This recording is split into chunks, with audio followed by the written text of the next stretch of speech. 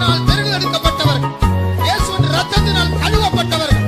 சாத்தானுக்கு இனிமேல் உங்கள் மேல் உரிமை இல்லை.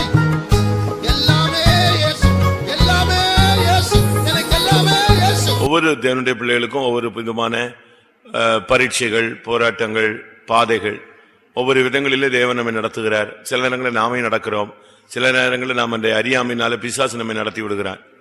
இப்படி 3 விதமான பாதை நமக்கு முன்னாக இருந்து கொண்டே இருக்கிறார். திடீரென்று நாம் அவசர புத்தியில இல்லாவிட்டால் ஆலோசனை இல்லாமல், நமக்கு சில நேரங்களில் சரியான தெளிவு கிடைக்காமல், நடத்திப்பு கிடைக்காம நாம ஒரு பாதையில போயிடுறோம். அது பிசாசு நம்மளை கொண்டு போய் எங்க விட்டுறான். சில நேரங்களில் நாமே சுயமா இல்லை, இப்படித்தான் போகணும், இப்படித்தான் செய்யணும், நான் இப்படித்தான் இருப்பேன்னு சொல்லிட்டு நாம ஒரு பாதையில நினைச்சிடறோம், போயிடுறோம், சுயத்துக்கு இடம் கொடுத்துறோம். இன்னொரு பகுதியில தேவன் சில நேரங்களில் நம்ம போறதும் தப்பு, பிசாசு நம்ம நடத்துகிற விதங்கள் தவறுன்னு சொல்லி கரெக்டா நம்ம அவரு பாதையில கொண்டு வரார். இப்படி 3 பாதையில நம்ம அடிக்கடி நினைச்சிடறோம், மாறிக்கிட்டே இருக்கோம். மாறுறீங்களா? மாறலையா? இல்ல ஒரே பாதையில நான் போய்கிட்டு இருக்கேன், ஆண்டவருடைய வழியில மட்டும்தான், ஆண்டவர் தான் என்னை கொண்டு வரான்னு சொல்லுவீங்களா? சொல்ல முடியுமா? ஆண்டவர் கொண்டு போனார்னா எப்படி? அதனுடைய வழிக்கு பேர் என்ன தெரியுமா? நேர்வழி. அதனுடைய வழிக்கு பேர் நித்திய வழி. அதனுடைய வழிக்கு பேர் மெய்வழி. அப்படித்தானே? ஆசிங்க 3 வசனமும். ஆண்டவர் நடத்துற வழி நேர்வழி, மெய்வழி, நித்திய வழி. நம்ம வழி என்னது? பக்க வழி. அது கொள்ளைக்காரனுடைய வழியாமா? அவன் பிசாசு பக்க வழியா நம்மளை மாற்றுவான். வாசிங்க பாப்போம்.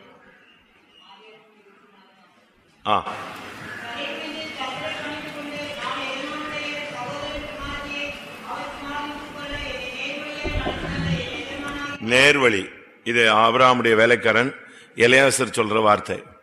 ஆதியாகமம் 24:42. சத்தமா சொன்னீங்கன்னா ரெக்கார்ட் ஆகும், அதுக்கு தான். இது நேர்வழி. அடுத்து நித்திய வழி. சங்கீதம், வேதனை உண்டாக்கும் வழி என்னிடத்தில் உண்டோ என்று பார்த்து என்னை நித்திய வழியில் நடத்தும். சத்தமா சொல்லுங்க, எல்லாருக்கும் கேட்கணும்ல.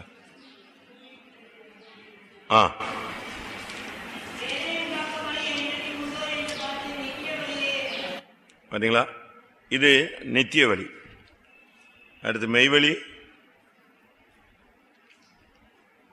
மெய்வழி, பொய்வழி, ரொம்ப வழிகள் இருக்கு.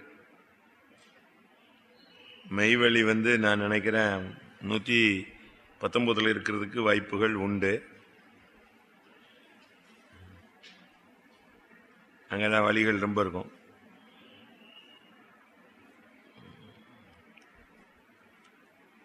நமக்கு இந்த நாட்கள்ல 30ஆம் வசனமா பாருங்க. 119, 30 பாருங்க. மெய் வழியை நான் தெரிந்து கொண்டு. மெய்வழி. கொஞ்ச நாளைக்கு முன்னால திருச்சியில ஒருத்தர் மெய்வழி சாமியார்னு ஒருத்தர் இருந்தான், தெரியுமா? அவனுக்கு பேரே மெய்வழி சாமியார். செதுப்பிட்டா 3ஆம் நாள் உயிரோடு எலும்புலாம் வச்சிருந்தாங்க அவனை. தெரியுமா உங்களுக்கு? அவங்கள படிச்சிருக்கீங்களா பேப்பர்ல எல்லாம்? மெய்வழி சாமியார். அந்த குரூப் எப்படின்னா, அவங்க மெய்வழி குரூப். மெய்வழின்னா அவங்களை எப்படி பார்க்கலான்னா, ஒரு தலப்பா மாதிரி கட்டியிருப்பாங்க, ஒரு மீன் சின்னம் போட்டிருப்பாங்க. இப்பவும் இருக்காங்க கொஞ்சம் பேர். ஆரஞ்சு கலர்ல டர்பன் மாதிரி கட்டியிருப்பாங்க. அதுல என்ன இருக்கும்? ஒரு பிறை மாதிரி இல்லாட்ட மீன் மாதிரி ஒரு சின்னம் வச்சிருப்பான். இப்பவும் இருக்காங்க அந்த குரூப். திருச்சியில் அது ஒரு பெரிய ஆசிரமம் அப்படி இருந்துச்சு. மெய்வழி சாமியார், மெய்வழி. அதெல்லாம் பொய் வழி ஆகி போச்சு, ஒண்ணுமில்லாம போச்சு.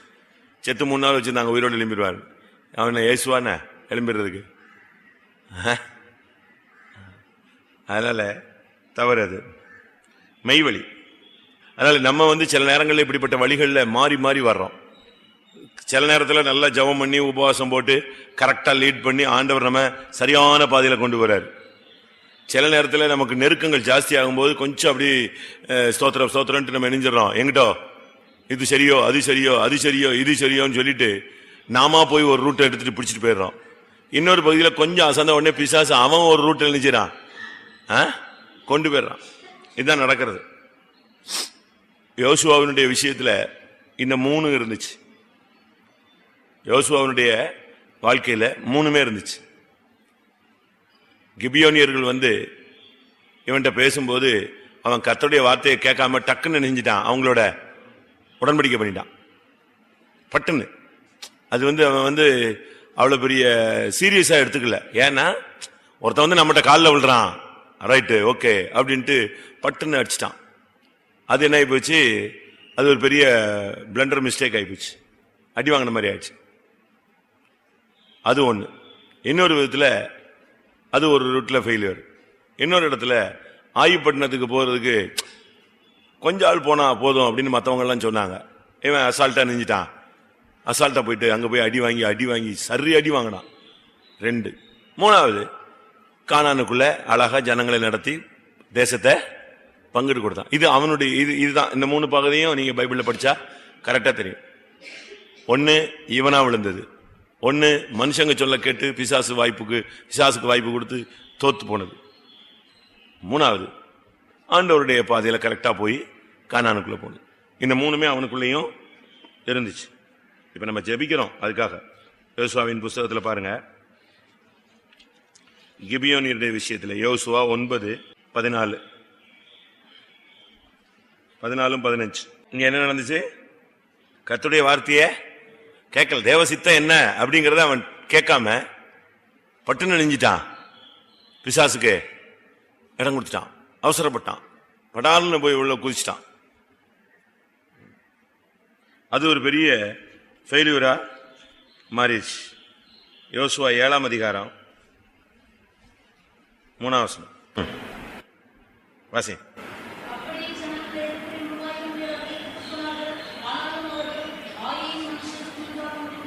பாத்தீங்களா, தோத்துட்டாங்களா? இங்க மனுஷருடைய ஆலோசனைக்கு இடம் கொடுத்துட்டான். அவங்க சொன்னாங்க, இவங்க சொன்னாங்க, அப்படி இப்படின்னு நெஞ்சாச்சு. இடம் கொடுத்து கடைசியில் அடுத்த வசனத்துல 36 பேர் வெட்டுப்பட்டு செத்து போனார்கள். அங்க போதுமா, தோல்வி வந்துச்சு. இப்ப போய் புழுதியை போட்டுக்கிட்டு கிடக்குறான் தலையில. 6ஆம் வசனம்,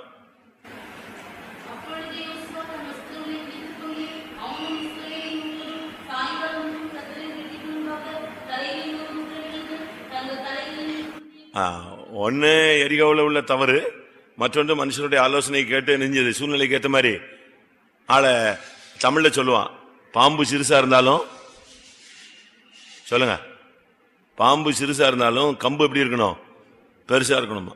சத்துரு கொஞ்சம் பேர் தான், 2000 பேர் 3000 போய் அடிச்சுட்டு வந்தலான்னு கடைசியில் போய் 36 பேர் செத்ததுதான் என்னது மிச்சம். இங்கேயும் ஒரு தவறு, மனுஷனுடைய ஆலோசனைக்கு இடம் கொடுத்தது. 2வது கர்த்தருடைய வார்த்தைக்கு கீழ்ப்படியாது. மற்றொரு பகுதியில் பாத்தீங்கன்னா சும்மா யோர்தான் 2ஆக பிளக்கும், எரிகோ நொறுங்கி விழும். இதெல்லாம் என்னது, இது அடுத்த பகுதி, எழுப்புதலான காலங்கள். யோர்தான்ல போய் நிக்க சொல்லுவோம் ஆசாரியர்களை, பெட்டியோட போய் நில்லுங்க அப்படிமா. நின்ன உடனே யோர்தான் என்ன செய்யும், அற்புதங்கள் உடனே அப்படியே 2ஆ பிளந்துடும். இந்த பாதையில இப்ப நம்ம 3 பாதையிலையும் இடம் கொடுக்கிறோமா? இல்ல நான்லாம் அப்படி கிடையாது, தெளிவான பாதையில தான் இருக்கேன் அப்படி சொல்றோமா? சொல்லுங்க. அடிக்கடி மனிதனுக்குள்ள இந்த 3 பாதம் மாறி மாறி என்ன செய்யுது, ஒரு ஆவிக்குரிய மனிதனுக்குள்ள வந்துருது. எவ்வளவுதான் அவனுக்கு வாக்கு தத்தங்கள் இருந்தாலும், நீ உயிரோடு இருக்க நாளெல்லாம் ஒருவனும் உனக்கு முன்பாக எதிர்த்து நிற்பதில்லை. அப்ப கர்த்தர் தான் சொன்னாரு. ஆனா இப்ப 36 பேர் செத்துட்டான், ஓடி வந்துட்டான். அப்ப பொய்யா? கர்த்தர் சொன்னது பொய்யா? இல்ல. அங்க தேவனுடைய ஆலோசனைக்கு நம்ம என்ன செய்யல, இடம் கொடுக்கல, வெயிட் பண்ணல. இதே மாதிரிதான் குடும்ப விஷயத்துல, பிசினஸ் விஷயத்துல, பிள்ளைகளுடைய விஷயத்துல, ஃபியூச்சர் காரியங்களில, ஊழியங்களில, தனிப்பட்ட ஜீவியத்துல, பிரதிஷ்டைகள்ல, விசுவாசத்துல, பரிசுத்தத்துல, இப்படி பல ஜப விஷயங்களில, இதுல எல்லாமே சில நேரங்கள்ல நமக்கு வந்து இந்த சரியான ப்ராப்பர் கைடன்ஸ் கிடைக்காத அளவுல நம்ம நினைச்சிடறோம், பட்டுன்னு ஏதாவது ஒன்று செஞ்சிடறோம். தமிழ்ல சொல்லுவோம், ஆணைக்கும் அடி சறுக்கும். அதே போல எவ்வளவுதான் பெரிய பரிசுத்தவனா இருந்தாலும் டக்குன்னு அந்த மதியினம் உள்ள வந்துருது. செத்த ஈக்கள் தைலக்காரனுடைய குப்பியை நெஞ்சிரும் விழுந்து. ஈ என்ன ரேட்டு, தைலம் என்ன ரேட்டு யோசிச்சு பாருங்க. தைலம் தான் ஃபுல் ரேட்டு. இயேசுவினுடைய பாதத்துல வந்து ஒரு பெண்ணு வந்து அந்த நலத தைலத்தை ஊத்துனாலாம், உடைச்சு ஊத்துனா, அதுக்கு ரேட் என்னது 300 வெள்ளிக்காசு. இயேசுனுடைய ரேட்டு எவ்வளவுதான், 30 தான். 10 மடங்கு கூடினது. ஆனா இந்த 10 மடங்கு கூடினதான வெள்ளைக்கல் பரணிக்குள்ள ஒரு ஈ விழுந்து செத்து போச்சுன்னா எது போச்சு? அது ஃபுல்லா நாரி போயிடும். அதுபோல கனத்திலும் மகிமையிலும் பேர் பெற்றவனை சொற்ப மதியினம். பிரசங்கி 10:1.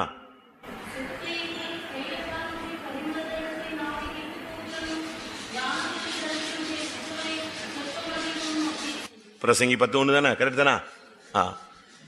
ஞானத்திலும் கனத்திலும் பேர் பெற்றவன். அவன் ஜெபிச்சா நடக்கும், அவன் பேசினா நடக்கும், அவன் சொன்னா நடக்கும்.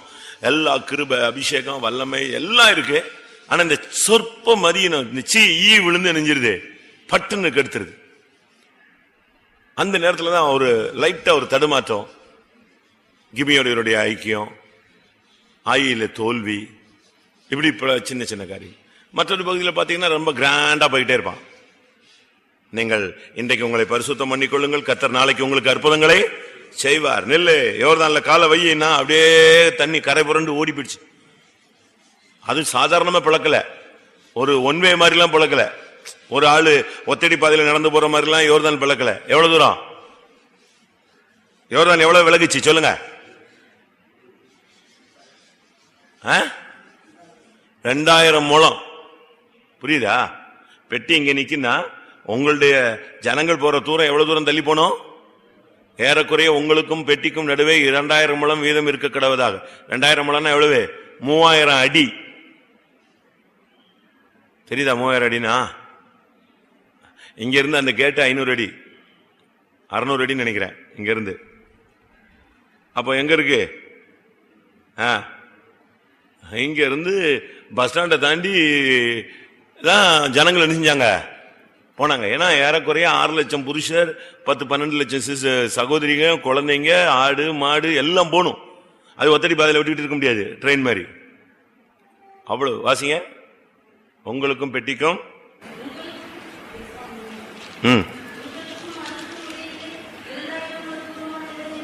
எப்படி எப்படி சொல்லியிருக்காரு பாத்தீங்களா?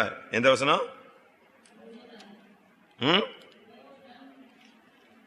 அவங்க எல்லாருமே பைபிள் பார்க்கணும், அதுக்கு தான் நான் ஊங்குறேன். அவங்க எல்லாம் தடவிட்டே இருப்பாங்க, நீங்க போயிடும். நம்ம அடுத்த சப்ஜெக்ட் போயிடுவோம் இல்லையா? உங்களுக்கும் அதற்கும் இடையிலே 2000 முழம் தூரமான இடம் இருக்க வேண்டும். 3000 அடி. ஒரு முழம் 1.5 அடி, அப்படித்தானே நார்மல் கணக்கு. 3000 அடி தள்ளி தான் அவங்க போகணும். அவ்வளவு கேப் கொடுத்து ஆண்டவர் செஞ்சார். அதெல்லாம் அற்புதங்கள், மகத்தான செயல்கள். இதான் ஊழியத்திலையும் ஜீவியத்திலையும் இந்த நம்ம பகுதியில ஒரு ஆவிக்குரியவனுக்குள்ள இந்த 3 போராட்டம் வந்துகிட்டே இருக்கு. திடீர்னு பாத்தீங்கன்னா எழுப்புதல், திடீர்னு பாத்தீங்கன்னா தளவுப்புற விழுந்து கிடப்பான், திடீர்னு பார்த்தா புழுதியை போட்டு பேசாம உட்காந்துட்டு இருப்பான். ஓ ஏசுவே ஏசுவே ஏசுவேமா. திரும்பி கொஞ்ச நேரம் பார்த்தா டப்புன்னு இவன் செத்து போயிட்டான், இவன் கதை முடிஞ்சு போச்சுன்னு நினைச்சுக்கிட்டு இருந்தா சட்டாரில் அலேலுயான்னு எந்திரிச்சிருவான். ஆவில் நிறைஞ்சு குதிச்சு எந்திரிச்சு போயிட்டே இருப்பான். ஆண்டவருடைய ஒரு உயிர்ப்பித்தல் வரும் பொழுது, ஒரு வார்த்தை கிடைக்கும் போது, ஒரு வாக்குத்தத்தம் கிடைக்கும் போது, ஒரு அபிஷேகம் கிடைக்கும் போது, ஒரு அக்னி கிடைக்கும் போது, ஒரு தரிசனம் கிடைக்கும் போது அவனுடைய ஆத்மா நெஞ்சிருது, பட்டுன்னு உயிர்ப்பிச்சிருது. ஒரே ஒரு சின்ன வசனம் அது பேதையை ஞானியாக்கும், ஆத்மாவை உயிர்ப்பிக்கும். டக்குன்னு எழுதுவோம். நம்ம இப்ப கொஞ்ச நேரம் நான் டைம் தரேன், ஒரு 5 நிமிஷமோ 10 நிமிஷமோ. நம்மிடத்துல இந்த 2 வழி வேண்டாம். இதுவரைக்கும் இருந்தது போதும். நாம யோசிச்சு செயல்படுறது, இல்ல மனுஷனுடைய ஆலோசனை கீழ்ப்படிந்து பிசாசுக்கு இடம் கொடுத்து விழுந்து போறது. இந்த 2 தான் நம்முடைய மேன்மையை அப்பப்ப நெஞ்சுக்கிட்டே இருக்கு, கெடுத்துக்கிட்டே இருக்கு. யோசுவாலாம் பெரிய பெரிய கிராண்ட். அவனை பத்தி நீங்க பைபிள் புக்குகளில் படிச்சு பாத்தீங்கன்னா ரொம்ப நல்ல தரமான ஒரு ஆள். அதாவது ஆசரிப்பு கூடாரத்தில் அவன் போக முடியாது, ஆனா அவனுடைய வாஞ்சி நிமித்தம் கர்த்தர் அவனுக்கு அனுமதி கொடுத்து ஆசரிப்பு கூடாரத்தில் பணிவிடைக்காரனா நெஞ்சாரு, மாத்தி வச்சார். யாருமே மோசே கூட மலையில வரக்கூடாதுட்டாரு. யாரு போயிட்டா? இவன் மட்டும்தான் அனுமதி கொடுத்தாரு. அப்படியே ஒவ்வொரு இதுலயும் அப்படியே தான் போயிட்டு இருப்பான். அதே மாதிரி ஓட்டம் முடியும் போது கூட மோசே கூட யார் தான் போறா? யோசுவா தான் போறான். அவன் போயிடுறான், இவன் வந்துடுறான். அதனால நம்ம ஜெபம் பண்ணுவோம். எனக்குள்ள கூட சில நேரங்களில் உங்களுக்குள்ள கூட நல்ல ஸ்பிரிச்சுவல் ஸ்டாண்டர்ட் லைஃப் அப்படியே பிரேயர் பண்ணி போகிற ஆள் கூட டக்குன்னு நெஞ்சிடறான். எங்கிட்ட அது நம்முடைய அறிவினம், அதாவது நம்முடைய புத்தியினத்துல ஒரு பகுதி, அவசர புத்தி. நல்லதான் செய்யறோம் நல்லதான் செய்யறோம் நல்லதான் செய்யறோம்னுட்டே இருப்போம். தமிழ்ல சொல்லுவான் அதுக்கு, இங்கிலீஷ்ல ஹியூமன் எரர் அப்படிமா, அதாவது மனித தவறுகள். இப்ப நம்ம கெட்ட வார்த்தை பேசணும்னு பேச மாட்டோம், வார்த்தை என்ன செஞ்சிடும், கொஞ்சம் பிறன்றோம். அவங்கன்னு சொல்ற இடத்துல டக்குன்னு அவன் அப்படின்னு வந்துடும். அது நம்ம வேணும்னு நம்ம பேசல, என்ன ஆகுது, அவசரத்திலேயோ நம்முடைய கவனக்குறைவிலையோ இந்த வேர்ட்ஸ் நெஞ்சிருது, பட்டுன்னு வந்துடுது. அதனாலதான் பாஸ்டர் ஜோயல் சொல்வார், ஹியூமன் எரர் கூட என்ன செய்யக்கூடாது, ஒரு விசுவாசிக்குள்ள ஊழியக்காரனுக்குள்ள வரக்கூடாது பார். ஏன்னா தெய்வம் நடத்தும் போது அங்க என்ன வேலை கிடையாது, ஒரு மனிதனை தேவன் நடத்தும் போது அங்க மனிதனுக்கு மனித தன்மைக்கு என்ன செய்யாது, இடமே கிடையாது. அங்க மனுஷ தன்மைக்கு இடம் சுத்தமா அனுமதிக்கப்படாது. அதுல ஹியூமன் எரருக்கு வழியே கிடையாது. மனுஷங்க வந்தாதானே வரும், வர்றதுக்கு வழியே கிடையாது. அதனால நம்ம ஜெபம் பண்ணுவோம் கொஞ்ச நேரம். எனக்கு, உங்களுக்கு, நமக்கு எல்லாருக்குமே அவசரத்துல இல்லாவிட்ட புத்தியினத்துல சொற்ப மதியினத்துல நம்ம தேவனுடைய கிருபையை விட்டுறோம், அபிஷேகத்தை விட்டுறோம், ஆலோசனையை விட்டுறோம். கொஞ்சம் வெயிட் பண்ணா கர்த்தருடைய வார்த்தை கிடைச்சிரும், நம்ம பட்டுன்னு நெஞ்சிடறோம். நமக்கு இந்த பழைய அறிவுகள் அனுபவத்துல வச்சு நம்ம என்னத்தையாவது நெஞ்சிடறோம், செஞ்சிடறோமா இல்லையா? ஒத்துக்கிறீங்களா? எல்லாரும் ஒத்துக்கிறீங்களா? ஆண்டவரே, நாங்களும் யோசுவா பாடம் படிச்சது போல நாங்களும் அடிக்கடி என்ன செய்யறோம், பாடம் படிச்சுக்கிட்டே வர்றோம். அநேக இடங்கள்ல தோற்று போறோம், அநேக இடங்கள்ல பின்வாங்கிடுறோம், அநேக இடங்கள்ல நாங்க சத்துருவோட காம்ப்ரமைஸ் பண்ணிடுறோம். இப்படிப்பட்ட அனுபவங்கள் எங்களுக்கு வேண்டாம் சுவாமி, தயவா எங்களுக்கு நீர் மன்னித்து இந்த நாட்கள்ல எங்களுக்கு ஒரு நல்ல ஒரு விடுதலை தாங்க. எங்களுக்குள்ள இருக்கிற பிசாசுக்கு இடம் கொடுக்கிற பழக்கம் வேண்டாம், மனுஷிகத்துக்கு இடம் கொடுக்கிற பழக்கம் வேண்டாம். உமக்கு மாத்திரம் இடம் கொடுத்து நீங்க மாத்திரம் எங்களை நடத்துகிற அப்படி ஒரு வாழ்க்கை எங்களுடைய எல்லா பகுதியிலும் தாரும். எல்லாரும் கொஞ்ச நேரம் ஜெபம் பண்ணுவோம். 10 நிமிஷம் தருவேன். நீங்க உங்களை லைஃபை நீங்க சரிப்படுத்துறதுக்கு, ஊழியத்தை சரிப்படுத்திக் கொள்ளுகிறதுக்கு, நீங்க உங்களுடைய வாழ்க்கையில எந்தெந்த இடத்துல மனுஷிகத்துக்கு இடம் கொடுத்தீங்க, நம்முடைய மனுஷிகத்துல தோல்வியை சந்தித்தோம், எந்தெந்த இடங்கள்ல பிசாசுக்கு இடம் கொடுத்தோம், இதெல்லாம் நீங்க நினைச்சு பார்த்து அறிக்கையிட்டு அதை அகற்றி அதுல இருந்து விடுதலை தரணும். ஆண்டவர்ட்ட கேளுங்க. கிருபை கிருபை கிருபை கிருபை கர்த்தாவே, நேர் வழியிலே நடத்துங்க தாவே, நித்திய வழியில் நடத்துங்க தாவே, மெய் வழியில் நடத்தும் ஆண்டவரே. அநேக விசை இந்த சொற்ப மதியினங்கள் வந்து விடுகிறது, சொற்ப மதியினங்கள், புத்தியினங்கள் சுவாமி. நிக்கணுமே, உம்முடைய வழியில எங்களை நடத்தும், உம்முடைய வழிகளில் எங்களை கொண்டு செல்லும், உம்முடைய பாதையில கொண்டு செல்லும். அல்லேலூயா.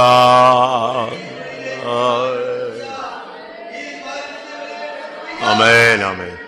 சொர்க்க பிதாவே, நின் வசனத்தில் என் காலடிகள் ஸ்திரமாக்கணுமே, நின் வசனத்தில் என் காலடிகள் ஸ்திரமாக்கணுமே. ஆதாரணியும் மேசிடாதென்னே யாத்திரை.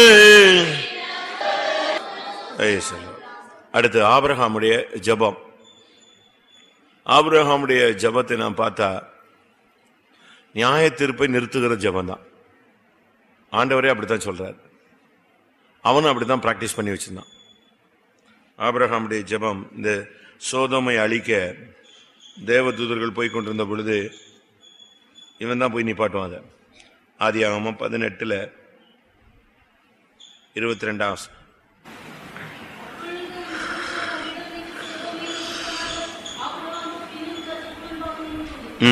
அடுத்த வருஷம்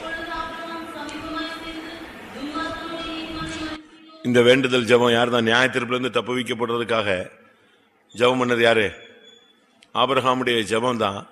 ஒரு பெரிய பூமி முழுவதும் இருந்த, இல்லாவிட்டால் அந்த பகுதிக்கு இருந்த ஒரு பெரிய நியாய தீர்ப்புல இருந்து ஒரு குடும்பத்தை அப்படியே நெஞ்சுது தப்பு வைக்க வச்சார். லோத்து ஒன்றும் பெரிய பரிசுத்தவான் கிடையாது, ஆனா இந்த ஜெபத்துல தான் அவன் நெஞ்சான், நியாய தீர்ப்புல இருந்து தப்பு வைக்கப்பட்டான். அப்ப நம்முடைய ஜெபம் ஒரு பெரிய நியாய தீர்ப்பை நிறுத்தக்கூடிய ஒரு ஜெபமா இருக்கணும். தேவனுடைய நியாய தீர்ப்பு கூட நம்ம நிறுத்தலாம். ஜட்ஜ்மெண்ட் கொடுத்துருவாரு, நினிவே அழிப்பேன்னு சொன்னாரு, திரும்ப கர்த்தர் நினிவே என்ன செய்யல, அழிக்கல. அப்ப பொய் சொல்லிட்டாருன்னு அர்த்தமா? அப்படித்தான் யோனா சொல்றான், நீங்க இப்படிலாம் மாத்தி மாத்தி பேசுவீங்கன்னு எனக்கு தெரியும், அதனால தான் நான் வராம நான் தமஸ்கோவுக்கு ஓடினேன் அப்படின்னு, தர்சீஸ் கப்பல் ஏறினேன் அப்படின்னு இந்த கதை சொல்றதுக்கு காரணம் அதான் அப்படின்னு சொல்றான். ஆனா அது பொய் அல்ல, தேவன் அந்த ஜனங்களுடைய விண்ணப்பத்துக்கு என்ன செய்தாரு? செவி கொடுத்தார். அதுபோல சோதோமை அழிப்பது, நீ லோத்தை அழிப்பது தேவனுடைய திட்டம். ஆனா இவன் ஒரு விண்ணப்பம் பண்றான், 50 பேர் இந்த துன்மார்க்கனோடு நீதிமானே அழிப்பீரோ? இல்ல.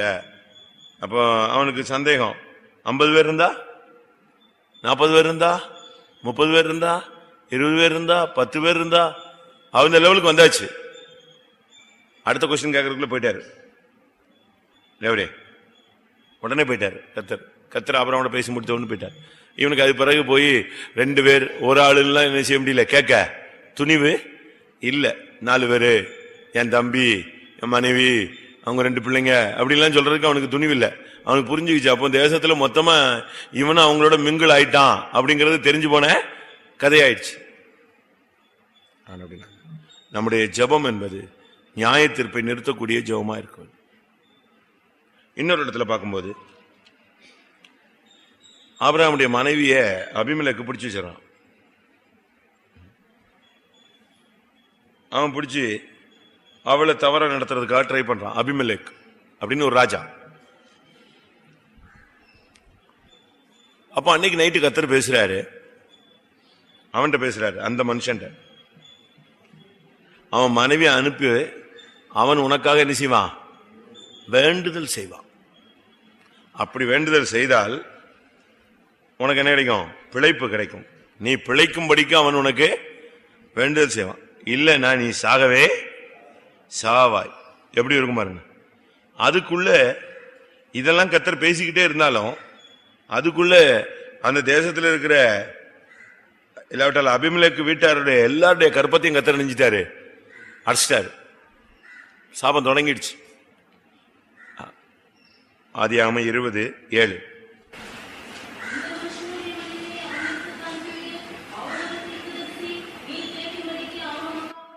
நீ பிழைக்கும்படிக்கு அவன் உனக்காக வேண்டுதல் செய்வான்.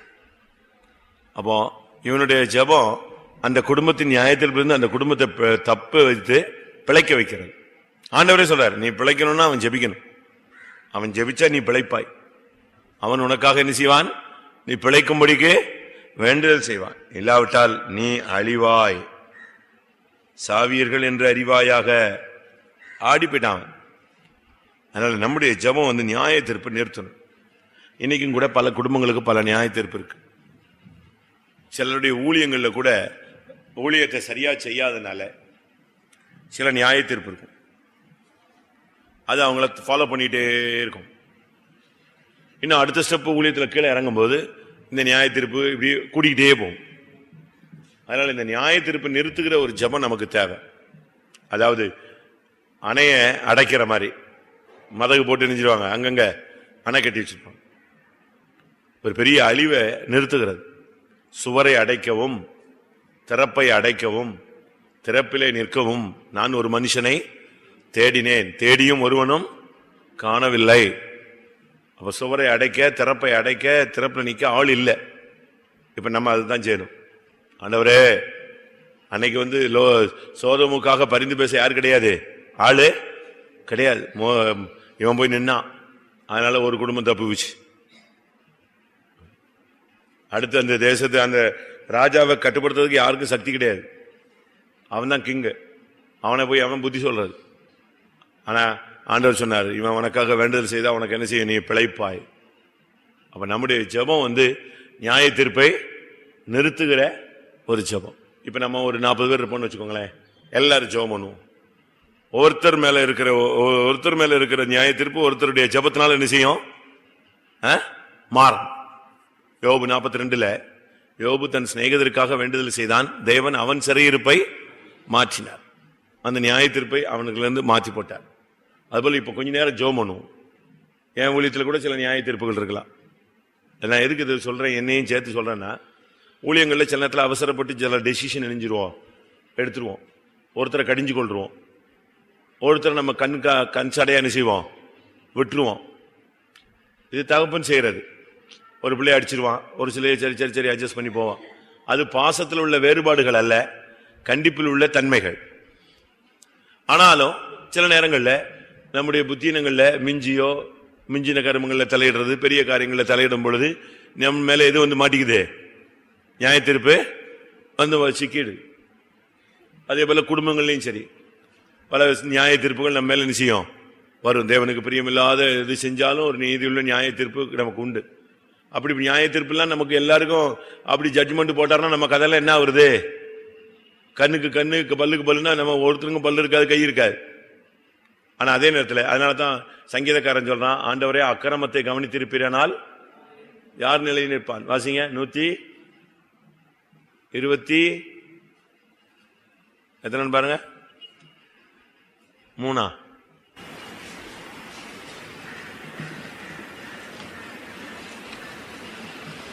தப்பா சொல்லிட்டேனா?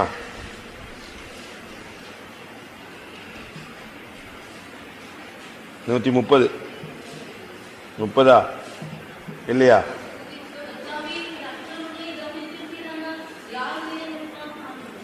மூணாவது வசனம் இல்லையா? கர்த்தாவே நீர் அக்கிரமங்களை கவனித்திருப்பீரானால் யார் நிலை நிற்பான்?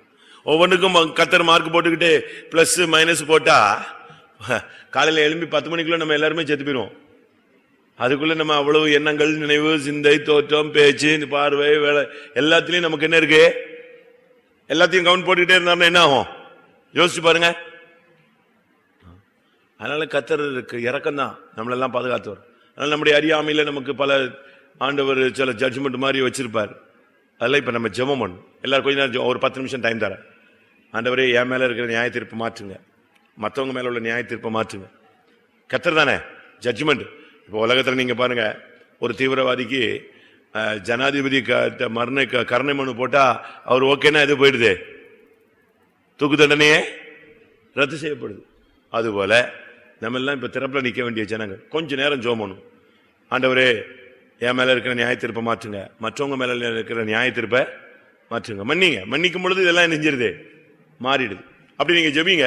உங்க குடும்பத்தில் இருக்கிற நியாய தீர்ப்பு, நியாய தீர்ப்புன்னு சொன்னா நீங்க வந்து நேர நரகத்துல தெளிவு விடுறதா நியாய தீர்ப்புன்னு நினைக்க கூடாது. உங்களுக்கு வர வேண்டிய ஆசீர்வாதம் வராம இருக்கிறதே என்னதுதான்? ஒரு நியாய தீர்ப்பு தான். உனக்கு கிடைக்க வேண்டிய சம்பளம் கிடைக்கலனாலே அது ஒரு தடை தானே. அதே மாதிரிதான் நீ கஷ்டப்படுற, அதனுடைய ஆசீர்வாதம் கிடைக்கல, உனக்கு குடும்பத்துல சமாதானம் இல்லை, அது ஒரு நியாய தீர்ப்பு. ஊழியத்துல முன்னேற்றம் இல்லை, அது ஒரு ஜட்ஜ்மெண்ட். இப்படிலாம் இருக்கும். நீங்க அதெல்லாம் நீங்க புரிஞ்சுக்கணும். சரீரத்துல வேதனை, மன போராட்டங்கள். அப்போ சரீரத்துல வேதனைன்னா அப்போ உன்னை மன்னிச்சுட்டாருன்னா சுகமாயிருணுமே. அப்படி இல்லைன்னு சொன்னா அப்ப மன்னிக்கல, அப்ப ஜட்ஜ்மெண்ட் மேல என்ன செய்யுது இருக்கு? நியாய தீர்ப்பு அவன் தலையில தான் என்ன செய்யுது இருக்கு. பைபிள்ல சொல்லியிருக்கு, நியாய தீர்ப்பு தேவனுடைய வீட்டில் துவங்கும் காலம் வந்திருக்கிறது. ஜெபம் பண்ணும் கொஞ்ச நேரம். கர்த்தாவே ஒவ்வொருத்தரும் உங்களுக்கு என்னென்ன கிரியைகள்ல தோல்வி இருக்கோ அதுக்கு ஜட்ஜ்மெண்ட் உண்டுங்கிறத புரிந்துகிட்டு ஒரு 5 நிமிஷமோ 10 நிமிஷமோ கண்ணை மூடி, கர்த்தாவே என் மேல என்னென்ன காரியங்களில் நியாய தீர்ப்பு இருக்கோ அதெல்லாம் நீர் மன்னிச்சிடும், அவைகளிலிருந்து எனக்கு ஒரு விடுதலை தாரும். மறுபடி அந்த நியாய தீர்ப்பின் குறைகளையே நாங்க செஞ்சுக்கிட்டு இருக்க கூடாது, விடுதலை தாரும். அதுபோல இந்த ஜபத்துல வந்திருக்கிற சிறியோர் பெரியோர் எல்லாருடைய மேல இருக்கிற நியாய தீர்ப்பையும் கிருபையுள்ள தேவன், இரக்கமுள்ள தேவன் மன்னிப்பீராக, அதை மாற்றுவீராக, இரக்கம் தலைமுறை தலைமுறையாக இரக்கம் செய்வீராக. எல்லாரும் போராடி ஜெபம் பண்ணுவோம். நியாய தீர்ப்பிலிருந்து ஒவ்வொரு குடும்பங்களையும் விடுவியும், நியாய தீர்ப்பிலிருந்து ஒவ்வொரு தேவனுடைய பிள்ளைகளையும் விடுவியும், நியாய தீர்ப்பிலிருந்து ஒவ்வொரு ஊழியர்களையும் விடுவியும், நியாய தீர்ப்பிலிருந்து ஊழியங்களை விடுவியும், நியாய தீர்ப்பிலிருந்து தொழில்களை விடுவியும், நியாய தீர்ப்பிலிருந்து சரீரங்களை விடுவியும். என் மேல இருக்கிற நியாய தீர்ப்பெல்லாம் கர்த்தர் மன்னித்து அகற்றும் ஐயா. ஒவ்வொருவர் மேல இருக்கிற நியாய தீர்ப்பை மாற்றுகிறவரே, பிழைக்கும்படி அவன் வேண்டுதல் செய்வான் என்று சொல்லி இருக்கிறது. ஒவ்வொருவரும் பிழைக்கும்படியாக வேண்டுதல் செய்கிறோம். ஆண்டவரே, ஆபிரகாம் கர்த்தருக்கு முன்பாக நின்றது போல இந்த பகல் வேளையில நாங்கள் உமக்கு முன்பாக நிற்கிறோம். எந்தெந்த குடும்பங்கள்ல, எந்தெந்த பிள்ளைகள் மேல, எந்தெந்த சகோதர சகோதரிகள் மேல, எந்தெந்த ஊழியர்கள் மேல நியாய தீர்ப்பு இருக்கோ கர்த்தர் கிருபையாய் மன்னியும் மன்னியும் மன்னியும் மன்னியும் மன்னியும் மன்னியும்.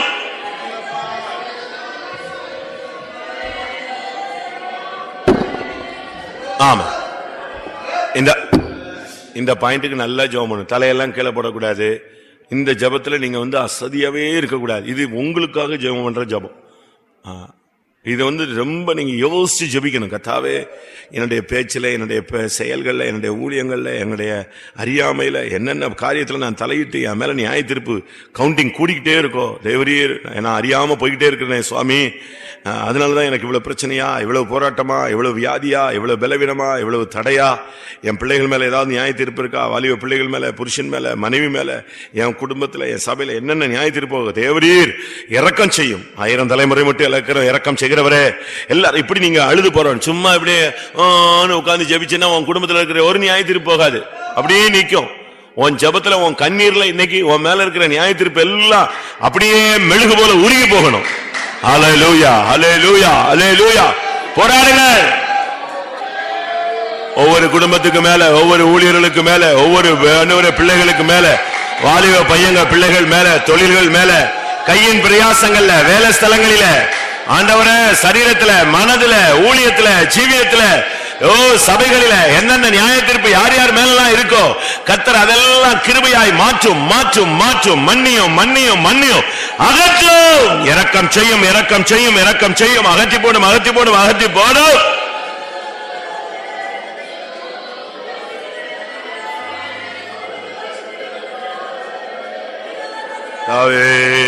மேல இருக்கிற எல்லா விதமான நியாயத்தை, எழுத்தின்படியான உள்ள நியாய தீர்ப்புகள், ஆவியின்படி உள்ள நியாய தீர்ப்புகள், பரத்தின்படி உள்ள நியாய தீர்ப்புகள், பரிசுத்தத்தில் உள்ள நியாய தீர்ப்புகள், விசுவாசத்தில் உள்ள நியாய தீர்ப்புகள், பிரதிஷ்டையில உள்ள நியாய தீர்ப்புகள், அன்பில் உள்ள நியாய தீர்ப்புகள், வார்த்தையில, ஆண்டவரே, ஊழியங்களில, ஜீவியங்களில, மனதில, சிந்தையில, தோற்றங்கள் மூலமாய் உண்ட நியாய தீர்ப்புகள் எல்லாவற்றையும் கிருபையாய் மன்னியும், மன்னியும், மன்னியும்.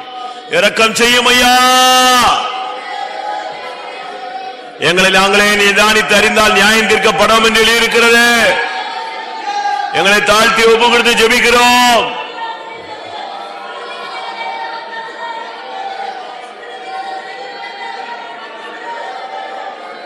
யார் மேலே நியாய தீர்ப்பு இருக்கக்கூடாது. எந்த ஒரு தனிப்பட்ட ஊழியர்கள் மேல் நியாய தீர்ப்பு இருக்கக்கூடாது. எந்த ஒரு விசுவாசி குடும்பத்தின் மேல நியாய தீர்ப்பு இருக்கக்கூடாது. எந்த விசுவாசி வாலிப பிள்ளைங்க பையங்களுக்குள்ள நியாய தீர்ப்பு இருக்கக்கூடாது. எந்த முதியோர்களுக்குள்ள எந்த நியாய தீர்ப்பு இருக்கக்கூடாது. ஒவ்வொரு குடும்ப தலைவர்கள் தலைவிகளுக்குள்ள நியாய தீர்ப்பு இருக்கக்கூடாது. புருஷன் மேலேயோ மனைவி மேலேயோ நியாய தீர்ப்பு இருக்கக்கூடாது. கர்த்தர் எல்லாவற்றையும் கிருபையாய் மன்னித்து அகற்றி விடுதலை தாரும்.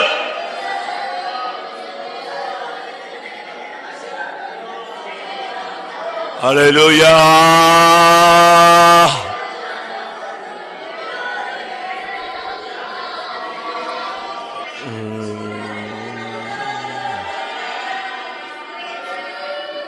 ஹல்லேலூயா.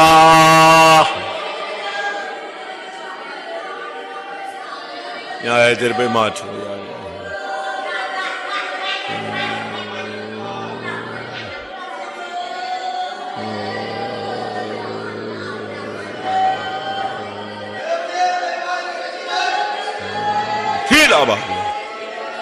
ஆமென். கர்த்தர் நம் மேலும் ஜனங்கள் மேலும் சபை மேலும் இருக்கிற எல்லா நியாய தீர்ப்புகளையும் வேற பிட்டுங்க முடியாது. ஸ்தோத்திரம் அனுபவம்.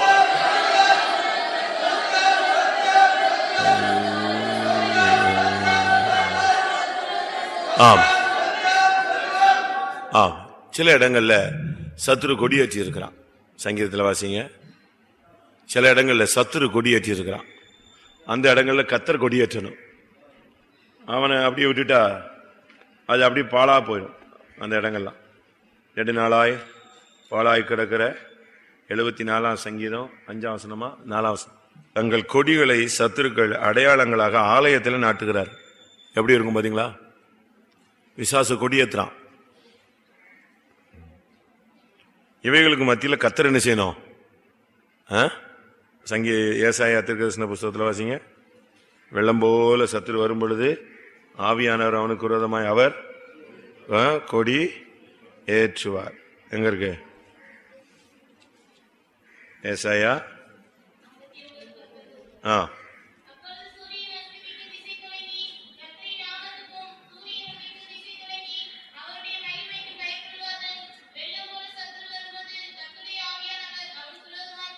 கொடியேற்றுவார். வெள்ளம் போல வரும் பொழுது ஆவியானவர் கொடியேற்றுகிற ஒரு சந்தர்ப்பம். அதனால நமக்கு இந்த நாட்கள்ல ஆவியானவர் கொடியேற்றணும். டைம் வந்துருச்சு, அவர் கொடியேற்ற வேண்டிய நேரம் வந்து விட்டாது. அதனால நம்ம கொஞ்ச நேரம் ஜெபம் பண்ணுவோம். சத்துரு எந்தெந்த இடங்கள்லாம் கொடியேற்றிருக்கானோ அந்த இடங்களில் எல்லாம் யார் கொடியேற்றட்டும்?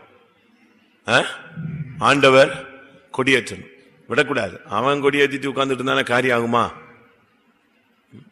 தங்களை சத்துரு நம்முடைய ஆலயங்களுக்குள்ளே கெர்ச்சித்து அடையாளங்களாக எழுதி நட்டுறான், கொடிய ஏத்துறான்.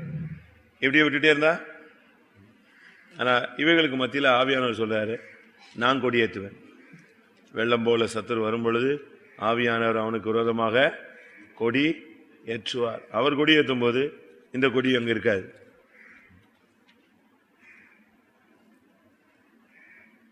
சங்கீதக்காரன் சொல்றான், நாங்கள் கொடி ஏற்றுவோம் சொல்றான். வாசிங்க, 20ஆம் சங்கீதமா 19ஆம் சங்கீதமா? 20 இல்லையா? 25 25 கொடி ஏற்றுவோம். அதனால நம்ம கொடியேற்றுற காலம் வந்துருச்சு. ஆவியானவர் நமக்காக கொடியேற்றினா நம்ம கொடியேற்றிடலாம். அதனால நம்ம ஜெபம் பண்ணுவோம். எந்தெந்த இடங்கள்ல எல்லாம் சத்துரு அடையாளமா தன்னுடைய கொடியை பறக்க விட்டுருக்கானோ, சில வீட்டில் அவன் ஜெயிச்சிட்டான், சிலருடைய தொழில நஷ்டத்தை கொண்டு வந்துட்டு அவன் நெஞ்சிட்டான், ஜெயிச்சிட்டான். சில குடும்பத்தை போராடி பிரிச்சு அவன் நெஞ்சிட்டான், கொடியை நாட்டிட்டான். புருஷனை ஃபுல் கண்ட்ரோல் கொண்டு போயிட்டான், இல்லாட்டா மனைவியை ஃபுல் கண்ட்ரோல் கொண்டு போயிட்டான், இல்லாட்டா பிள்ளைகளை ஃபுல் கண்ட்ரோல்ல கொண்டு போயிட்டான். இப்படி கொண்டு போய் அவன் என்ன செய்யறான்? கொடியை ஏத்துறான். இந்த இடங்கள்ல கர்த்தர் கொடியேற்றணும். நல்லா நீங்க நம்ம ஒரு 40 பேர் இருக்கிறோம், புட்டின்னு பிடிச்சா போதும், ஒரே அமுதான் அந்த கொடியை எரிஞ்சிடலாம். கார்கில்ல இந்தியா சும்மா கொஞ்சம் வேடிக்கை பார்த்துட்ட மாதிரி இருந்ததுனால யார் கொடியேற்றிட்டா? அவன் கொடியேற்றிட்டான். திருப்பி கடந்து மல்லு கட்டி போராடி அடி அடி அடி அடின்னு அடிச்சு இவன் நெஞ்சான், கொடியேற்றினான். அதுபோல நம்ம சில நேரங்களில் புத்தீனங்களில் நம்ம விட்டுறோம். நம்ம சில நேரங்களில் தூங்கிடுறோம், சில நேரங்களில் அசதியாக இருந்துடுறோம்.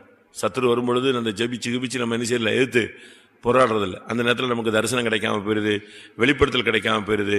அந்த நேரத்தில் அசதியாக போயிடுறோம், நமக்கு அந்த உணர்வு கிடைக்காம போயிடுது. அதுக்கு பிறகு சொல்லுவோம், ஐயோ ஆண்டவர் காட்டினார, பேசினார, எச்சரிச்சார அப்படின்னு நம்ம பின்னால் நிச்சயமோ ஃபீல் பண்ணுவோம். ஆனால் அந்த நேரத்தில் நம்ம அதை எதிர்த்து நிற்க திராணி இல்லாதெல்லாம் போயிடுறோம். அதனால் கொஞ்சம் நேரம் ஜெபம் பண்ணுவோம். உங்களுடைய லைஃப்ல, நம்முடைய ஊழியங்களில எந்த இடங்களில அவன் அடையாளமா கொடியேற்றிருக்கானோ அதே இடத்துல கர்த்தர் என்ன செய்யணும்? கொடிய ஏற்றணும். ஏத்துவரா?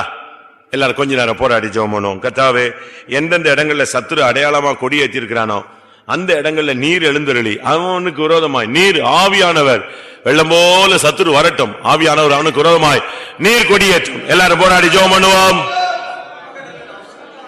நல்லா ஜெபம் பண்ணுங்க. கர்த்தாவே, என்னுடைய ஊழியத்துல எந்தெந்த இடங்கள்ல சத்துரு அடையாளமாய் கொடியேற்றி இருக்கிறானோ, என்னுடைய ஜீவியத்துல எந்தெந்த இடங்கள்ல சத்துரு கொடியேற்றி இருக்கிறானோ அந்த இடங்களில் எல்லாம் ஆவியானவர் ஊழியத்திலும் ஜீவியத்திலும் கொடி ஏற்றும். ஒவ்வொரு ஊழியர்களுடைய ஊழியத்திலும் ஜீவியத்திலும் அவன் கொடியேற்றின இடங்கள்ல நீர் கொடியேற்றும். ஒவ்வொரு குடும்பங்களில எந்தெந்த காரியங்களில சத்துரு கொடி ஏற்றிட்டானோ அந்த இடங்கள்ல நீர் கொடியேற்றும்.